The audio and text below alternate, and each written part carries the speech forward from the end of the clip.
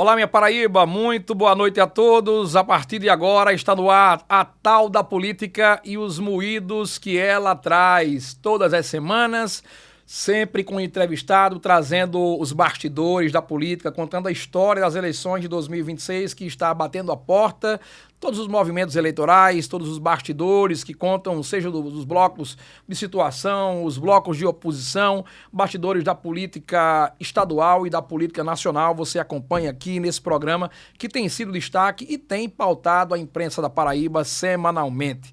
E hoje, na tal da política desta terça-feira, estamos recebendo ela que foi secretária da Mulher e da Diversidade Humana do Governo do Estado até poucos dias, se licenciou para ser candidata a deputada federal pelo partido PSB da Paraíba.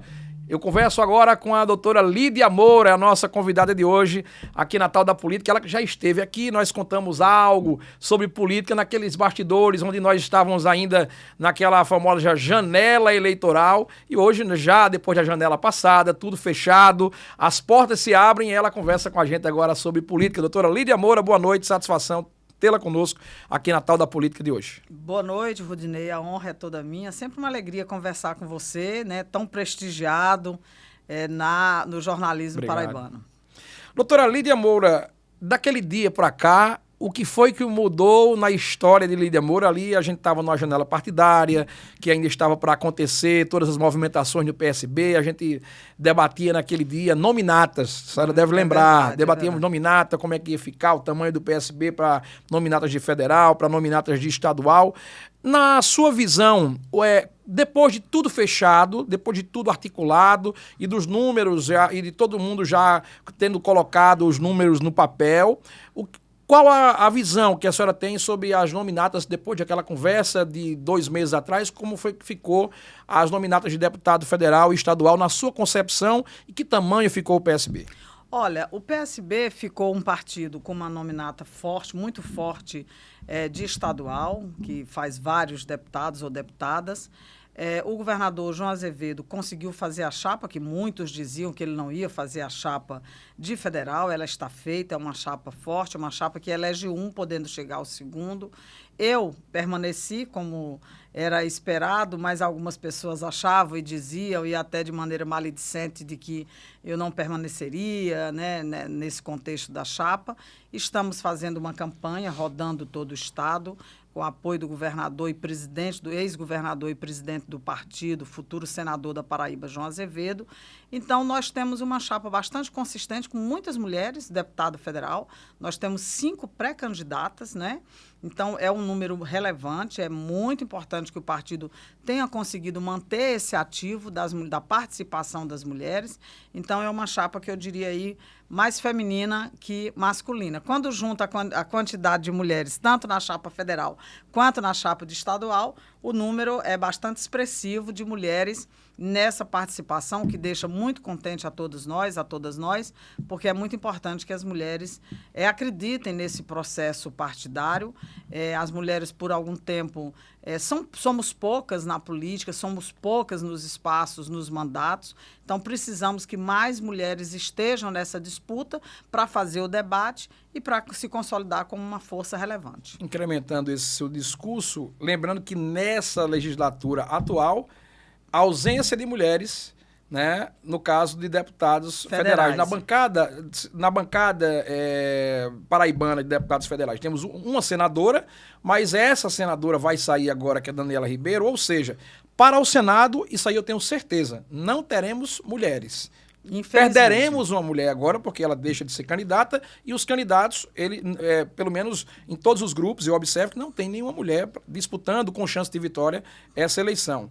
Já para deputado federal, nós temos muitos bons nomes, inclusive o seu é um dos bons nomes que tem know-how para disputar essa eleição. Qual é essa síntese que a senhora faz, não tendo deputados federais agora, e a chance que a Paraíba tem de ter uma mulher, né, de voltar uma mulher? Acho que a última mulher foi Edna Henrique. Edna Henrique. A última mulher a disputar, a ter o mandato de deputada federal. Como é que a senhora tem observado esse novo cenário para 2026? Olha, com certeza, essas 12 vagas são preenchidas, todas as vagas são homens, isso vai mudar. Esse cenário, eu tenho certeza absoluta que nós teremos mulheres eleitas deputadas federais. Eu acredito que estejam em disputa aí pelo menos 5 vagas. Não quero adentrar e preocupar quem está com mandato hoje, mas eu diria que nesse cenário que aí está hoje, nós estamos disputando, não estamos disputando todas as vagas, mas com certeza haverá uma renovação aí de quase metade, perto de metade, e nós teremos sim mulheres eleitas para deputada federal. Por que isso? Porque a sociedade está fazendo essa reflexão. A sociedade percebe como é que nós vamos ter uma representação de um Estado que tem 53% de mulheres, né, entre os seus cidadãos e cidadãs, como é que pode nós não termos no Congresso Nacional nenhuma representação? Isso as mulheres eleitoras, que são a maioria, também não vão mais aceitar, tolerar. Acho que é uma reflexão em torno disso. Precisamos ir para o Congresso Nacional fazer o debate das pautas que nos interessam e demonstrar também que, ao longo da história, as pautas que interessam a toda a sociedade, sobretudo nos direitos humanos, na garantia da cidadania, as mulheres trabalharam, batalharam e conseguiram impor uma situação de ter esses direitos garantidos. Então, eu tenho certeza que nós teremos mulheres, sim, eleitas deputadas federais. Doutora Lídia, a Paraíba corre um risco de não ter um nome de fato na defesa das pautas das mulheres, porque, vamos lá, se mantiver os deputados federais todos homens, que nós temos hoje, e fatalmente não teremos mulheres também para o Senado, a Paraíba poderá agora, nessa legislatura, nem para o Senado, nem para deputado federal, ter representantes mulheres. Corre risco a defesa da mulher a partir de 2027, sem ter nenhum representante lá em Brasília? Olha, com certeza, se você não tem uma mulher nos espaços de poder e decisão, se você não tem uma mulher com mandato, é óbvio que essa pauta diminui. Essa pauta nós podemos até ter homens aliados, e temos homens aliados, não quero negar que isso exista, mas nós precisamos, a nossa voz tem que ser a nossa própria voz. Não pode ser a voz de outros falando em nosso nome. E essa defesa, ela se faz necessária, porque nós temos aí no Brasil, permanece sendo o 5º país que mais mata mulheres no mundo. E não é só em relação às violências que nós precisamos fazer esses enfrentamentos, não. Nós precisamos de muitas questões, de muitas discussões em relação à paternidade responsável, em relação à proteção de crianças e adolescentes, em relação à política de cuidados. Eu vou citar aqui uma série de políticas que dizem diretamente respeito às mulheres. Na política de cuidados, por exemplo, o que se trata é isso. A ordem de mais de 90% dos cuidados remunerados ou não remunerados são exercidos e executados por mulheres. É óbvio que nós precisamos liberar e ter mais serviços públicos e mais garantias de direitos para que as mulheres se liberem do que nós chamamos de pobreza do tempo e possam participar mais efetivamente das decisões em sociedades, da riqueza e renda do país. Então, nós precisamos de mulheres no Congresso Nacional para levar as pautas que nos dizem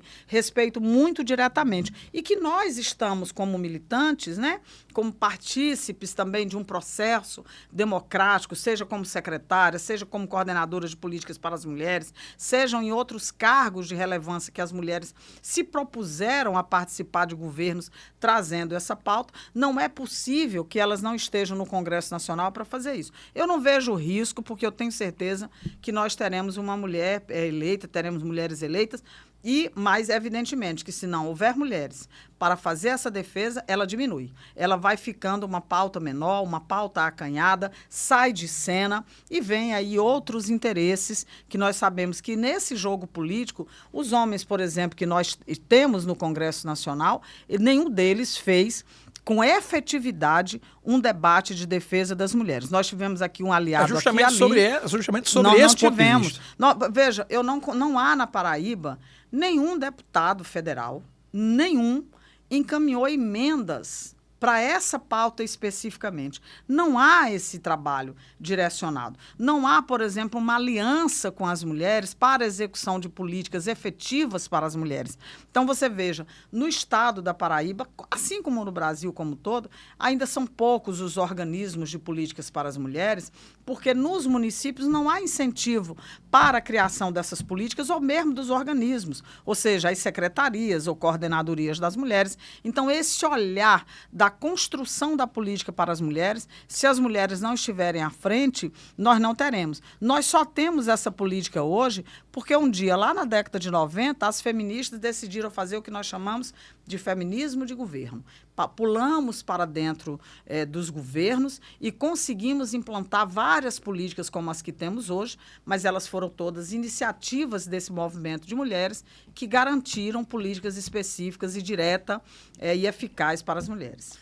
Doutora Lídia, a partir dessa decisão que o PSB tomou de fazer a nominata de deputado federal e deputado estadual, nós temos aí, a senhora cita aí que pelo menos um federal o PSB continuará fazendo. A senhora fala também de uma nominata forte para deputado estadual. Só com a presença de João Azevedo, de fato, na chapa majoritária, a senhora acha que o partido corre risco de encolher caso não se consiga uma musculatura maior, tanto na Assembleia quanto na Câmara Federal, só com João Azevedo? Eu já considerando João Azevedo eleito para o Senado. Sim, ele está à frente de todas as pesquisas, mas não apenas isso. Nós que estamos andando pelo Estado percebemos a robustez da pré-candidatura do ex-governador João Azevedo. Veja, João Azevedo é o maior eleitor da Paraíba hoje. Eu não acredito em nenhuma eleição fácil para ninguém se João Azevedo estiver no contraponto a qualquer uma dessas candidaturas. Então, ele é o maior eleitor para governo, ele é o maior eleitor para as nominatas das proporcionais de estadual e federal. E, junto a isso, nós temos um partido que é forte também. Um partido que está governando há bastante tempo, que é o PSB. Acredito que essa militância, essa capilaridade do partido pelo Estado, pelas políticas que desenvolveu, evidentemente, esse partido vai eleger. Vai eleger bem, não sai menor de jeito nenhum. Acredito que ele saia do tamanho daqui hoje para maior. E é um partido que está elegendo o sucessor, embora seja uma coalizão. Então, quando se traz uma proposta de mesmo não sendo um governador, que o governador Lucas Ribeiro não seja filiado ao PSB, é uma proposta dentro desse projeto de João Azevedo, desse grupo e do PSB. Então, a gente precisa ter esse olhar também, não é? A gente tem que parar também de achar que na política só serve os nossos, o da nossa cozinha ou da nossa casa. Por vezes, né, nós temos que tratar de uma coalizão de forças. Esse partido serviu como vice, agora está na titularidade. Eu entendo que isso é do jogo político e é bom na democracia, não é ruim. Obviamente, esse mesmo PSB, quando terminar a eleição, tendo eleito um senador, tendo eleito um deputado federal, uma deputada federal, tendo eleito deputadas estaduais, deputadas ou deputados estaduais, ele tem um tamanho, inclusive, para participar desse processo, né, de ditar o jogo político no Estado. Ele permanece assim.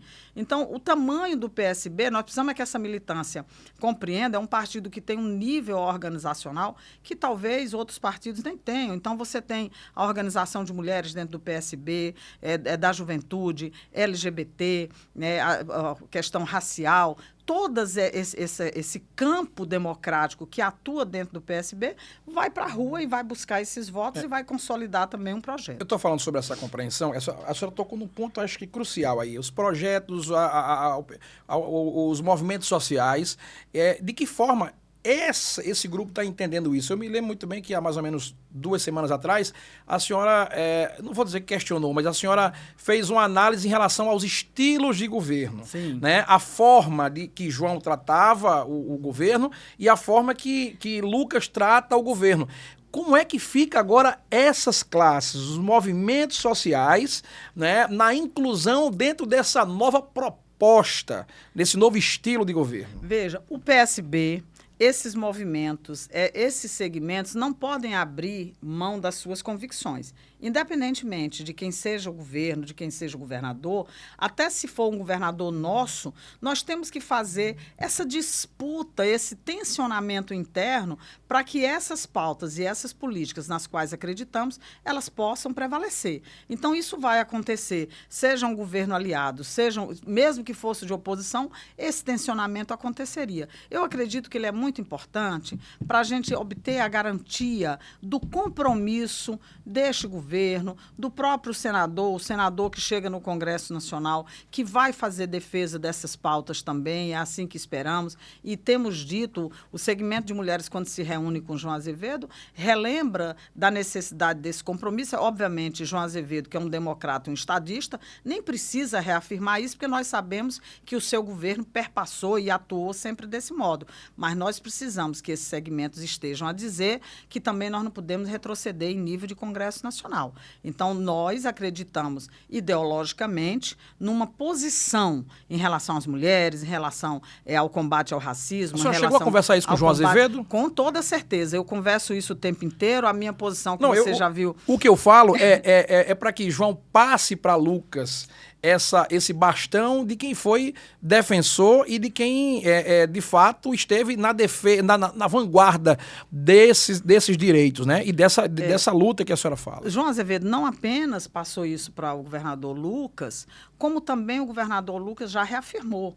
Eu gravei um vídeo semana passada em que o governador Lucas reafirma o seu compromisso com a vida das mulheres, com a política da garantia dos direitos das mulheres, dos direitos da população LGBT. Ele já fez esse compromisso de público mais uma vez. Então, mas eu creio assim, é o tamanho que se faz essa política. A diferença entre um governo e outro é qual é o tamanho que eu dou, qual a importância, como é que eu trato. Você vai ver, por exemplo, que João Azevedo, em relação à política para as mulheres, ela deixa de ser uma política acanhada, uma política simplesinha e passa a ser uma política altamente arrojada durante a sua gestão.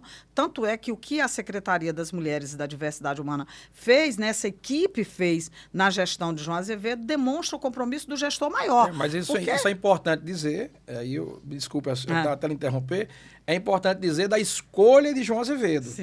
E não é pela missa de corpo presente, mas a escolha pelo nome de Lídia Moura. Então, a senhora, com todo o know-how que tem, empregou tudo isso e deu uma visibilidade gigante a essa secretaria. A minha preocupação, e justamente que eu estou trazendo, numa eventual vitória de Lucas Ribeiro, se é esse protagonismo, porque eu não tenho dúvida de dizer isso, que a Secretaria da Mulher e da Diversidade foi protagonista nesse governo João Azevedo. Né? A importância de ela continuar sendo protagonista na gestão do Lucas Ribeiro. Não vai dar para recuar. O sarrafo ficou muito acima. Ficou acima não é por mim, é por uma equipe inteira. Lógico, eu tenho a minha contribuição, mas é por um gestor que dizia, vá lá e faça. É por um gestor que todos os projetos que a secretaria apresentava, ele acreditou, apoiou, destinou recursos e foi possível executar. Tem até uma coisa interessante, Rudinei, que eu nunca contei para ninguém. Quando o João Azevedo me convida para vir para a secretaria, ele diz uma frase interessante: não vejo você em outro lugar. Acho que você tem o perfil para desenvolver uma política importante na Paraíba, que é a política para as mulheres e para a diversidade humana. Isso ele disse a mim quando me convida para vir.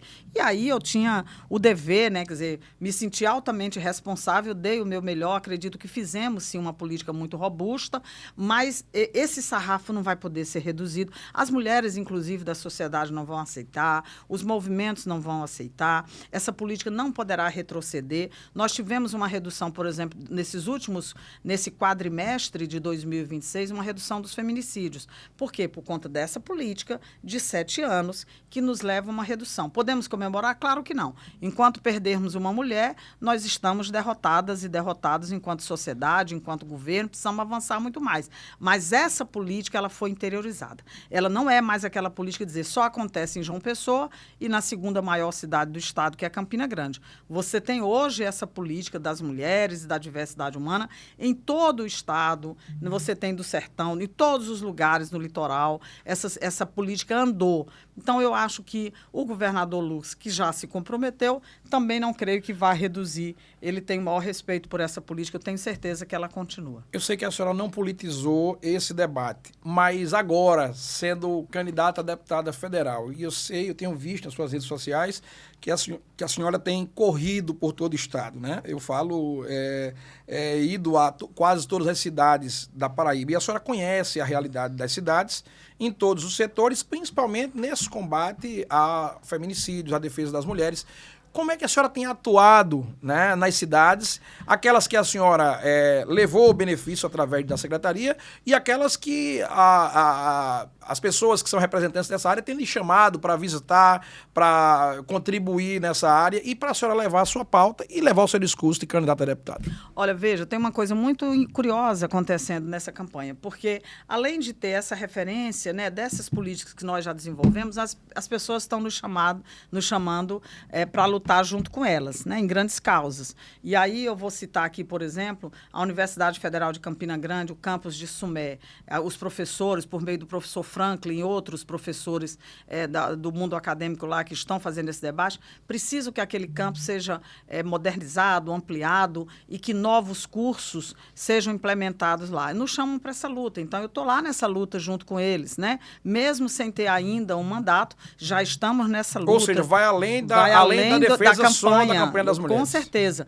Nós temos, por exemplo, hoje uma grande situação que o movimento de mulheres, por meio de representantes da Marcha Mundial de Mulheres, nos convidaram a integrar o movimento lá em Cajazeiras, que Cajazeiras não anda a pé, pelo transporte público naquela cidade, aquela cidade que tem universidades, tem muitos estudantes, tem muitas mulheres que trabalham, bairros distantes, porque a cidade cresceu muito, não pode continuar sem o transporte. Então, nos chamam para essa labuta e nós estamos juntos e juntas, né? Temos lá na cidade de Soledade, o pessoal da agricultura familiar nos chama também para essa potencialização das mulheres que produzem muito na agricultura familiar, mas tem, por outro lado, o museu naquela cidade que faz um trabalho extraordinário na área cultural, na inclusão de jovens para acessar a cultura, para acessar novas possibilidades. E, aliás, eu queria contar para você que eu tenho andado muito impressionada com a cidade de Soledade, porque eu encontrei lá muitos intelectuais, artistas,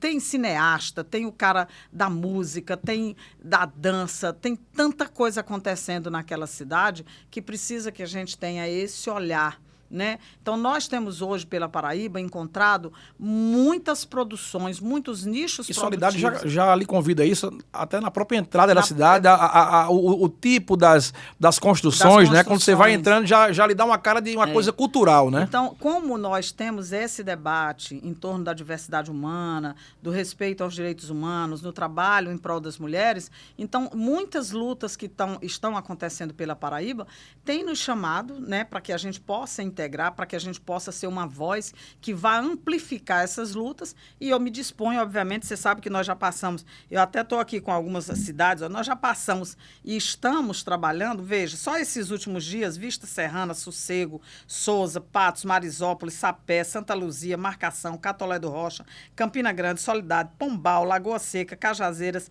Itaporanga, Princesa Isabel, Monteiro, Paulista, Cuité, Baía da Traição, Marcação. Então, a gente tem rodado muito, as indígenas nos chamaram essa semana para um diálogo com estudantes que não votam ainda, estudantes de 13, 14 anos, mas eu fui para lá para debater algo muito importante, que é a violência sexual, a importunação e a violência sexual contra crianças. Então, essas grandes pautas, essas grandes lutas, todos que eu tenho sido chamado, eu tenho percorrido, tenho dialogado, tenho conversado no campo político também, né? Porque se nós precisamos de uma candidatura do campo democrático, do campo progressista, essa pré-candidatura é a minha, sou mulher, precisamos nós mulheres ocupar essa faixa e, além de tudo, também não precisamos que sejam mulheres quaisquer, não. Precisamos que sejam mulheres comprometidas com essa luta, com essas pautas e que já tenham serviço prestado também para dizer, nós não vamos lá para uma aventura, não vamos lá para aprender a fazer, para descobrir como se faz esse trabalho,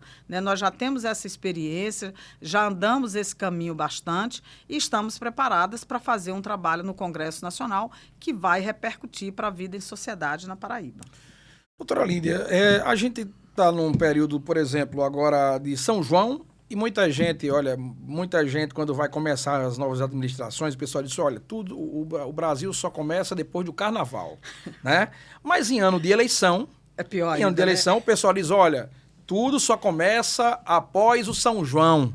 E esse ano, além de São João, tem Copa do Mundo, ou seja, as grandes decisões da política, seja ela o vice de Lucas, seja ela o vice de Efraim, que eu falo os vices porque esses ainda estão em aberto. Ainda estão em aberto. Cícero já escolheu o vice dele, né? Então, vamos para os debates. Qual a previsão que a senhora faz? Conhecendo a política de muito tempo, a senhora já foi candidata, candidata a prefeita, já esteve lutando por candidatura ao Senado, né? Ao lado, em coordenação. A senhora conhece muito bem o eleitorado de Campina Grande, o eleitorado de João Pessoa e agora também o eleitorado da Paraíba. Qual a síntese que a senhora faz nos últimos tempos? Cícero, que começou à frente das pesquisas, hoje temos um empate técnico com o Lucas à frente, né? Efraim ali chegando próximo, ali naquela época ele tinha 11%, hoje já tem 17% para 18%, ou seja, a direita também começou a botar aí as suas unhas de fora. Qual o parâmetro que a senhora tem para essa eleição? O que vai ser preponderante e o retrato de hoje e o que pode ser o retrato do futuro dessa eleição? Olha, primeiro dizer que já começou... Desculpe o tamanho da pergunta, porque o contexto é grande. Eu achei ótima análise. Primeiro, eu queria dizer o seguinte, eu acho que já começou sim, ninguém está esperando mais em São João, não. As coisas estão em curso, está todo mundo aí nas pré-campanhas correndo, gastando a saliva, as chinelas, e essa movimentação está acontecendo. O que as pessoas não dizem é, a minha preferência, quem é o vice, quem é a vice, isso ainda não está definido. Por quê? Porque há muitas opções, há muitas possibilidades. Não acho que a direita cresça muito mais, não. Acho que o Nordeste, ele deu uma demonstração no último processo eleitoral que quer o caminho da democracia. Então, eu acredito, por exemplo, que a eleição do presidente Lula, ela tende a se consolidar, é no campo democrático que a nação brasileira quer permanecer.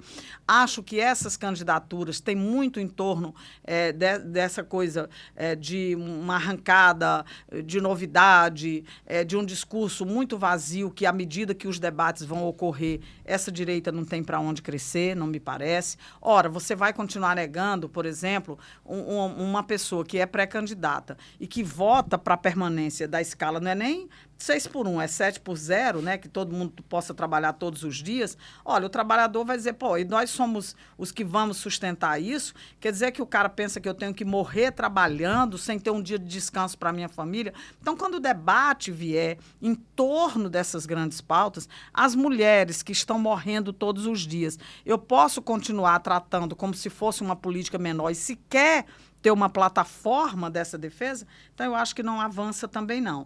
Mas eu acho que os vices ou as vices, e eu estou torcendo para que hajam mulheres suplentes de senadores, que hajam mulheres nessas chapas, eu acho que ainda é possível discutir, mas eu acho mais importante que em todos esses cenários haja o compromisso com a vida das mulheres, com a cidadania, com o combate ao racismo, à LGBTfobia. Nós não seremos uma nação civilizada enquanto não enfrentarmos e colocarmos a pauta dos direitos humanos e do respeito à diversidade humana como pauta central. A senhora acha que esses últimos episódios que aconteceram em Brasília, em torno do nome de Flávio Bolsonaro, a senhora acha que isso pode ter, de certa forma, prejudicado a intervenção ou o crescimento que a direita vinha ali pau a pau nas pesquisas, Flávio Bolsonaro com Lula? A senhora acha que isso pode ter contribuído para Lula ter avançado numa construção para a reeleição?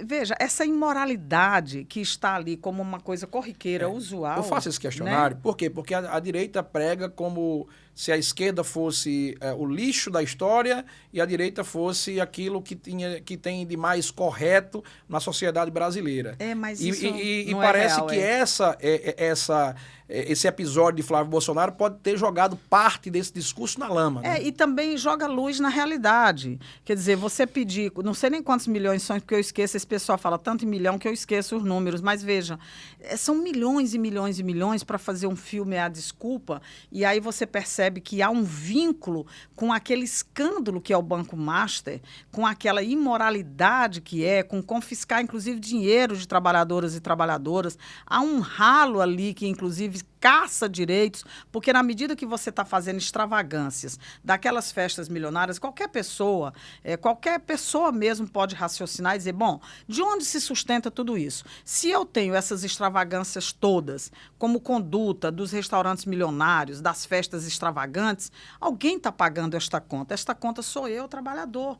e trabalhadora nesse mundo. Então, eu acho que a sociedade brasileira começa a amadurecer de perceber o seguinte: bom, eu tenho um governo aqui que eu ainda tenho críticas a ele, mas esse governo se importa com a vida de trabalhadores e trabalhadoras. Esse governo garante transferência de renda, esse governo luta por uma economia equilibrada, esse governo tem políticas efetivas para as mulheres, esse governo está atuando para que a sociedade viva melhor. Então, será que eu, numa transação com um banqueiro, para que privilegie a minha família, eu vou resolver as questões da nação? Então, eu acho que isso a sociedade percebe e percebe bem, não acredito que colhe. E o resultado, sim, as pessoas estão refletindo. O que é que eu quero aqui? Lula foi presidente, foi presidente já várias vezes e pode ser mais uma, porque precisa completar uma tarefa que é estabelecer que a democracia não se retira em nenhuma hipótese e que o compromisso tem que ser, antes de tudo, com a vida das pessoas. Porque, veja também, esses episódios lamentáveis são episódios que o sujeito busca exceção. O sujeito ir lá no outro país dizer como ele deve interferir aqui, que sujeito é esse? Inclusive, é um sujeito despreparado, que não age por si próprio, que não tem projeto de si próprio e que quer que outra nação interfira na sua própria nação. A sociedade está vendo isso, não vai aceitar de maneira alguma. Eu acredito, sim, que a democracia prevaleça nos moldes que nós conhecemos, como uma democracia que não pode abrir mão da sua soberania, por exemplo. Mas partindo desse ponto de vista de esquerda, direita, avanço ou regressão de alguém, vamos lá, o governo Lula tem feito pautas interessantes, mas e aí eu queria que a senhora me ajudasse a fazer um esboço da nova sociedade brasileira. E aí vamos aos pontos. Uma coisa era Lula lá no tempo... Não foi nem um trocadilho não, viu? Mas era Lula na primeira gestão. Na primeira gestão. E na segunda gestão, e o governo Dilma, e agora a volta de Lula.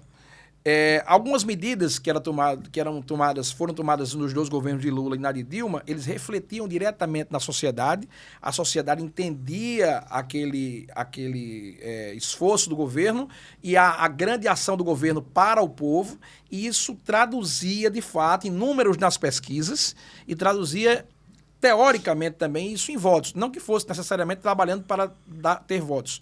Mas agora, o novo cenário da política nacional é que o governo toma medidas importantes, que são medidas econômicas, que são populares ao mesmo tempo. Não vou, a direita trata como populista, mas eu vou tratar como medidas necessárias e econômicas, né? E ao mesmo tempo para a população mais carente.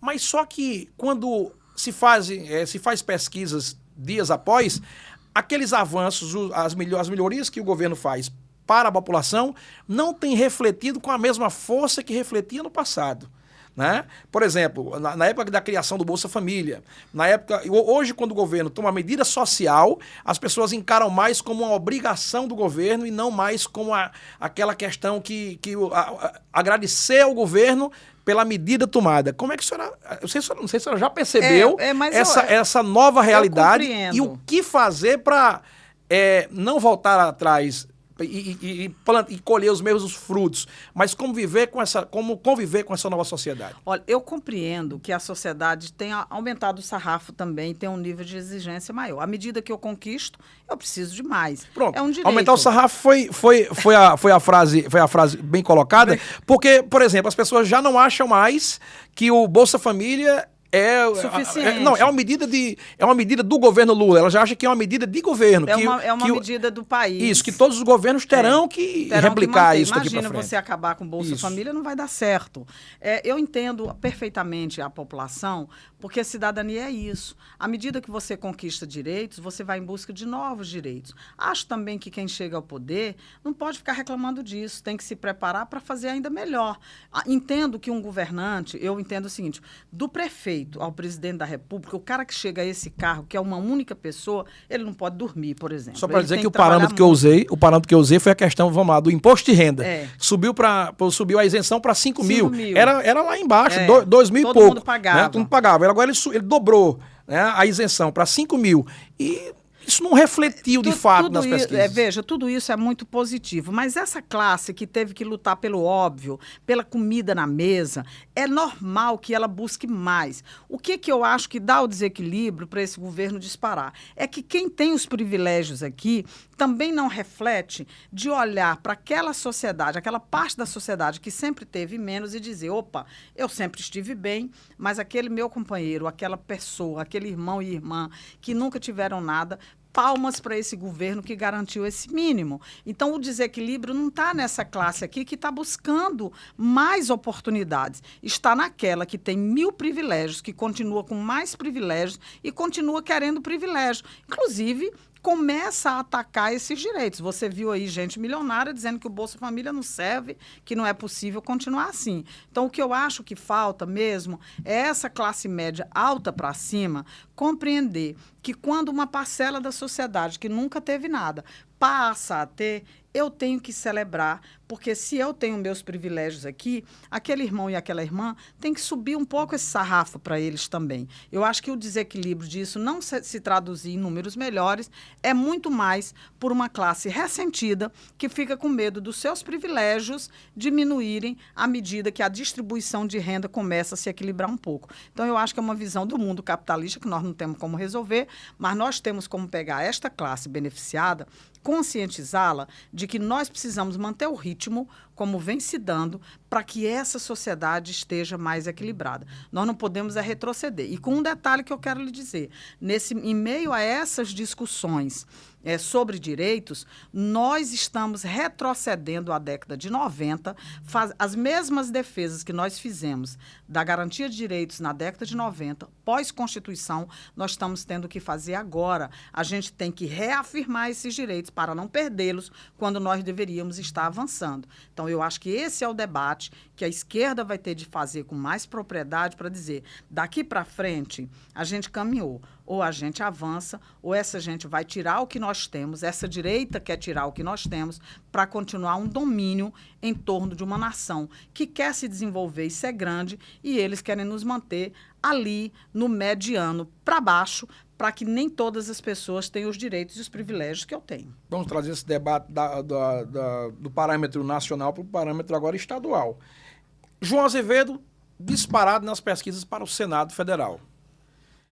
Lucas é a continuidade do governo João, é o sucessor, como a senhora disse há momentos atrás, do governo João. Por que a porcentagem, a teoricamente porcentagem de João para o Senado não é acompanhada de alguma forma pela porcentagem de Lucas nas pesquisas? João tem 65%, né? Se for pesquisas regionais, tem até 80% em algumas regiões, né? Mas numa pesquisa estadual ele tem 60%, 58%, nessa média, entre 45% e 60%, sempre nesse grande intervalo, dependendo dos institutos. Por que Lucas ainda não conseguiu um crescimento nas pesquisas que pudesse ser pelo menos parecido com o patamar de João Azevedo, já que ele é o candidato do ex-governador João? Olha, são estratégias diferentes, né? Porque nesse momento a população que viu um governador extraordinário, que saiu com uma aprovação de mais de 70%, que deixou 11 bi em caixa, que deixou projetos suficientes para consolidar uma trajetória de quase 8 anos, querem ver essa mesma pessoa, esse representante do poder, lá no Congresso Nacional. Não há nenhuma dúvida quanto a isso. No caso de João. No caso de João. Fazer um terceiro governo, porque são 2 gestões de João Azevedo e agora é um candidato de João Azevedo. Fazer uma terceira gestão é difícil em qualquer cenário. As pessoas sempre olham, não, teve aqui já 2 gestões, vamos ver. Também as pessoas precisam compreender... Lembrando que, teoricamente, é como se fosse até um 5º governo, né? Porque teve anteriormente os dois mandatos de Ricardo, do PSB, João já né? era o sucessor. Já é o sucessor, e agora, mais uma vez. Então, a população também precisa fazer uma análise. Quem se apresenta agora? Então, precisa conhecer melhor esse candidato. Eu acho que é muito mais um namoro que esse eleitorado tem, dizer, deixa eu dar uma olhada, se essa pessoa é tudo isso. É para casar ou é só um caso aqui passageiro, uma história passageira? Não. Eu vou olhar esse candidato, o perfil dele, o nível de compromisso, como é que esse governador também trata, governador trata o seu maior eleitor, que é João Azevedo. Então, o curso da campanha dirá isso. Mas eu acredito que se consolida à medida em que se vê. Não, esse governo tem compromissos, esse candidato que João Azevedo apresenta, ele tem compromisso, sim, com a mesma tática de governar o Estado do ponto de vista da garantia de direitos que João Azevedo tinha. Eu acho que é uma questão de campanha, do debate se consolidar. Quais são também os candidatos que se apresentam aí, os candidatos que se apresentam aí podem trazer o benefício maior? Não, ao meu ver, né, a minha humilde opinião, não. Então, se não pode trazer, aí sim essa candidatura tende a crescer. Mas também lembrando que João Azevedo é como se dissesse assim, nós tivemos um excelente governador, não há dúvida da esmagadora maioria do estado da Paraíba de que este é o melhor nome para o Senado. São 2 vagas, vamos ver quem é o outro nome, mas esse nós não temos dúvida. Então, esse governo também, que nos é apresentado agora, esse sucessor, nós precisamos conhecer melhor o nível de compromisso, quem é ele e como ele trata o seu maior eleitor. Como é que esse maior eleitor também está nos dizendo? Tudo isso, o curso da campanha consolida. Eu acho que é cedo numa pré-campanha. Lembre-se que as responsabilidades de Lucas Ribeiro também com o governo, com a máquina pública, com fazer com que essa engrenagem se mantenha ativa, com o pé no acelerador, tudo isso, a campanha fica meio de ladinho também. Ela não está a todo vapor. Ele vai ter que caminhar com as suas obrigações de manter isso, esse legado de João Azevedo e juntar com uma campanha. Mas sob esse prisma, tem muita gente nos bastidores do grupo do governo, falo só sobre Lídia Moura, que falou há dias atrás, mas além de Lídia Moura, muita gente parece que replicou e reverbera ainda aquelas suas colocações e ainda reclama de algumas coisas travadas nos bastidores eu acho que do sistema do governo. Isso pode prejudicar de alguma forma o desenvolvimento da campanha de Lucas? O que acontece? Quando você assume um governo, há uma tendência de você achar, com todas as asas, precisa arrumar a casa. Mas essa casa ficou arrumada. Então, eu acho que a queixa, inclusive a minha, é que eu entendia que não tinha o que arrumar. Essa casa ficou arrumada, ficou pronta. Mas tem gente que chega, e não é nem o caso do governador Lucas, é talvez de uma equipe que está num patamar abaixo dele, de achar, não, eu preciso trocar essa mesa de lugar, eu preciso fazer uma movimentação com as coisas aqui e fazer uma análise e compreender e achar que se não tiver controle de tudo, pode perder ainda mais controle. Então, isso é uma bobagem. Eu acho que esse governo deveria ser, sim, de continuidade, porque as pessoas que nele permaneceram e as que saíram são muito honradas e querem que o governo funcione e dê certo.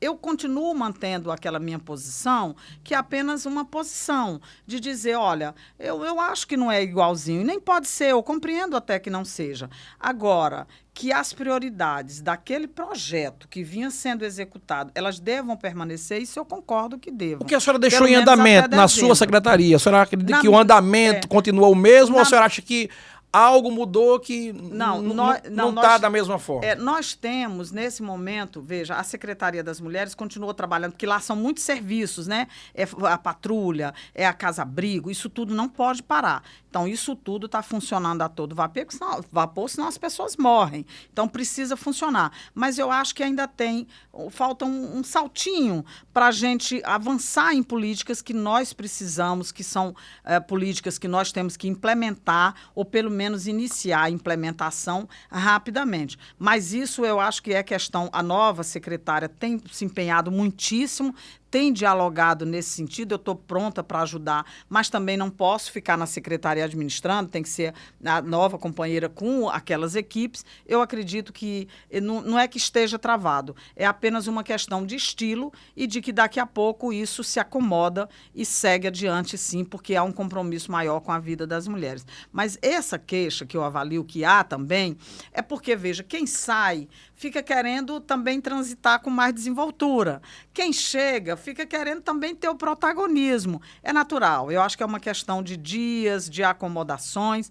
Como o meu estilo também é que eu bato a porta, né? Mas eu chego, né? Eu bato, mas em alguns casos bato e já vou entrando. Eu acho que precisa também a gente chegar e dizer, ó, peraí, eu, né, que fui secretária de Estado até outro dia, não posso ser desconsiderada como se fosse uma estranha. Não posso, não vou deixar. Eu vou brigar por esse espaço, não é o espaço de poder, é o espaço de consideração, é o espaço de poder dialogar mais diretamente. Mas isso aconteceu com a senhora nos Não, bastidores? é que eu achei que num determinado momento assim do governo, no início, é como se quando a gente aparecesse nas coisas, é como se tivesse uma intromissão. Isso não é real, não é uma intromissão. Eu acho que o governo é novo, o governo segue, tem muita gente nova que chegou, gente competente que chegou, mas também se porventura chega um João Azevedo, em qualquer situação, ou se chega uma Lídia Moura, ou se chegam outros companheiros, um Tibério e tantos outros, eles podem sentar-se à mesa sem constrangimentos, porque eles são ainda colaboradores, embora não tenham os cargos mais. Doutora Lídia, assim caminhando para o final da nossa tal da política dessa terça-feira, nós temos aí um ambiente de muita dúvida ainda. E é ainda um segmento, uma consequência da pergunta anterior. Naquela oportunidade, na última vez que a senhora veio aqui, Cícero Lucena liderava as pesquisas. Uhum. Hoje, Lucas lidera, não com folga, mas está à frente. E o que é que a senhora percebe nesses bastidores dos últimos dias? Porque toda a imprensa, ela coloca muitas projeções em pauta. E aí, Lucas é um daqueles dois candidatos que não tem o vice escolhido. Na sua visão, a senhora é estrategista política, já participou como candidata em eleição majoritária, a senhora participou em 22 da coordenação da campanha do governador João Azevedo para a reeleição.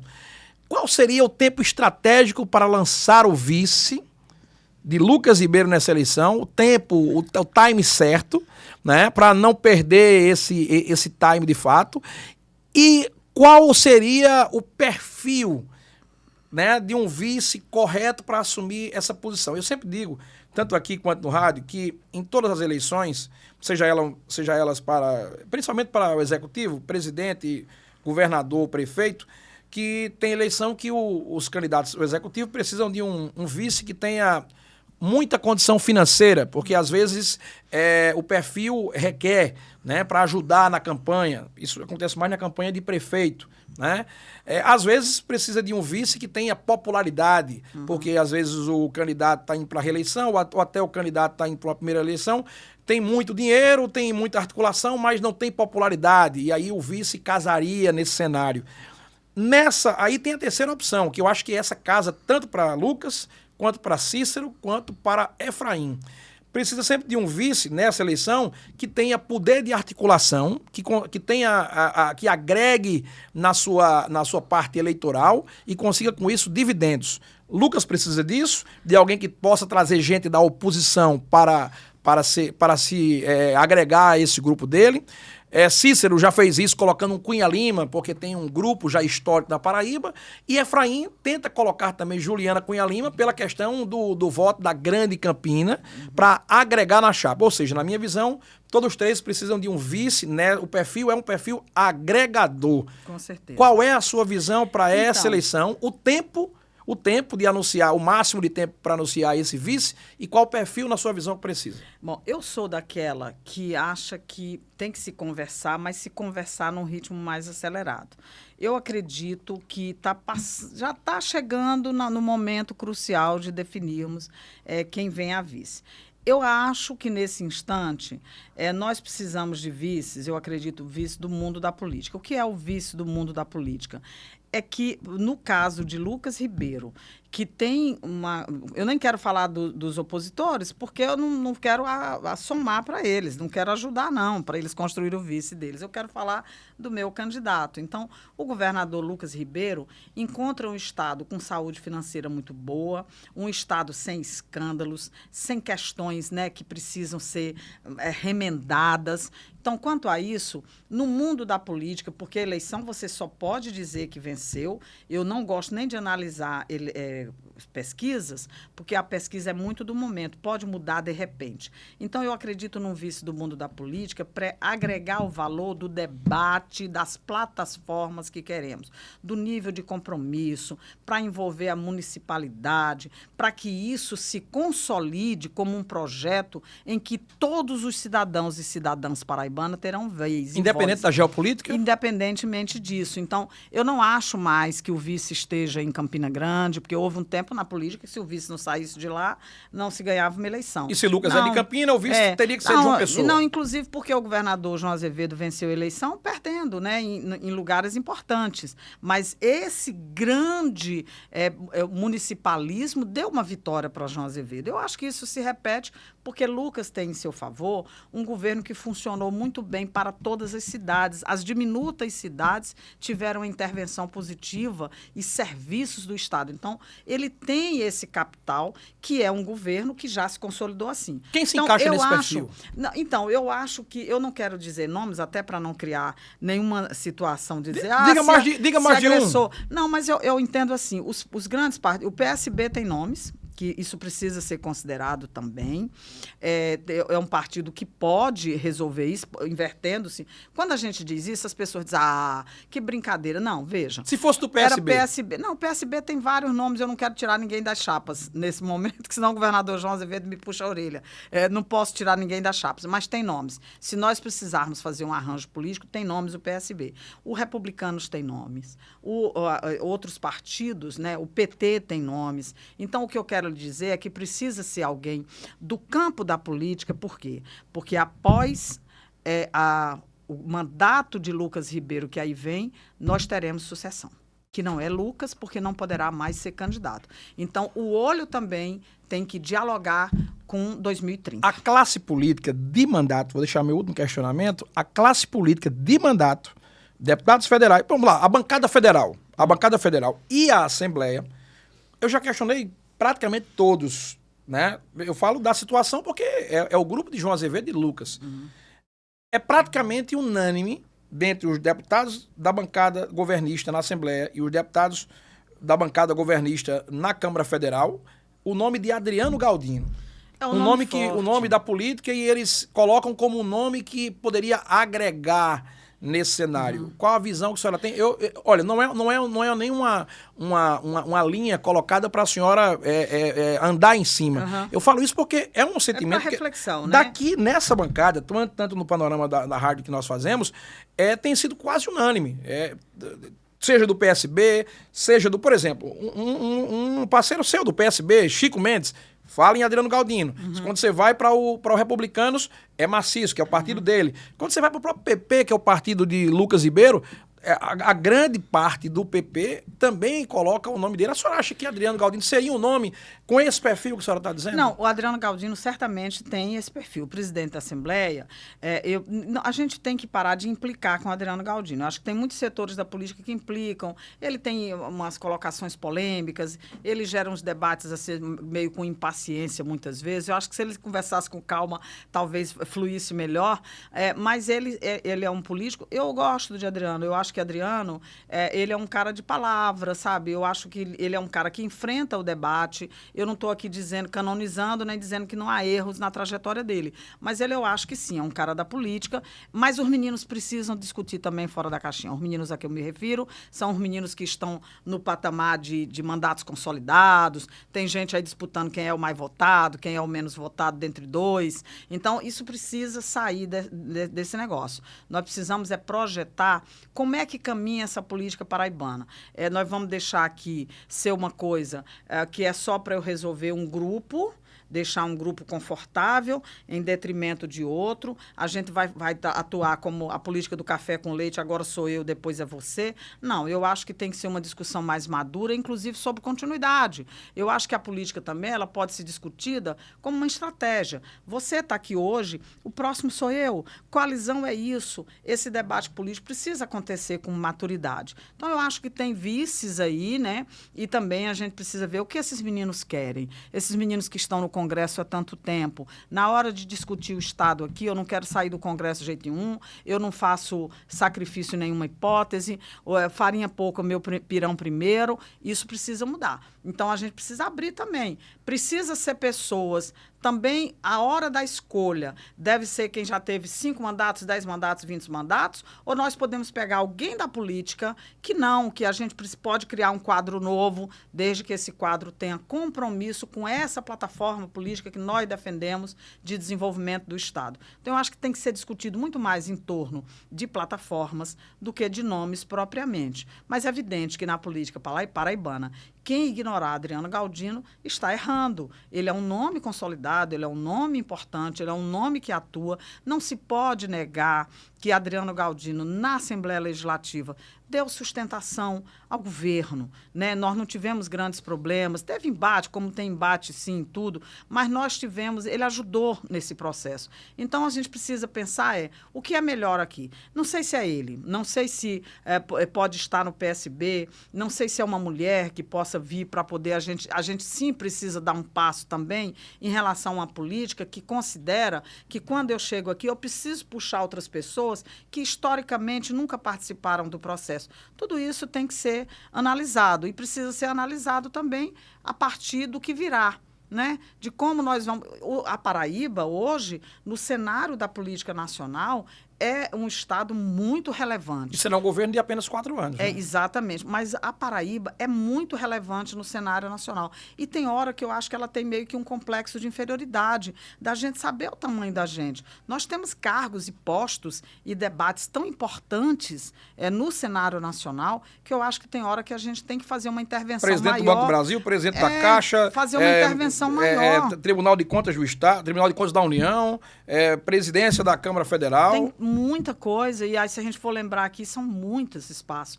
Então, eu acho que esse tamanho, a Paraíba precisa repercutir mais na sua política interna para levar para a sua política em nível nacional. Mas a Paraíba tem um tamanho hoje de relevância que precisa pensar um pouco maior, precisa pensar em ultrapassar fronteiras. O adversário, eu vou até lembrar um caso aqui, teve um Matarazzo, eu não lembro a época em São Paulo, que ele foi candidato, eu vou lembrar esse dado para lhe passar certinho, porque agora, infelizmente, só para você entender o exemplo. Chegou, o cara era candidato, e aí o adversário dele, que era quem batia mais com ele, não tinha condição. Ele disse, não, eu preciso patrocinar para ele ter as mesmas condições para a gente fazer o debate, e aí a gente ir para a eleição. Então, acho que tem hora que você, não é para você dar o mesmo espaço para o adversário para bater em você, não é isso. Mas fazer um debate mais consciente, consistente, e de entender que não pode ficar trocando entre um e outro aqui. Sou eu agora, amanhã é você. Não. Eu acho que tem que olhar com um olhar mais abrangente. E não tem medo que isso aconteça, né? Não tem medo que isso aconteça.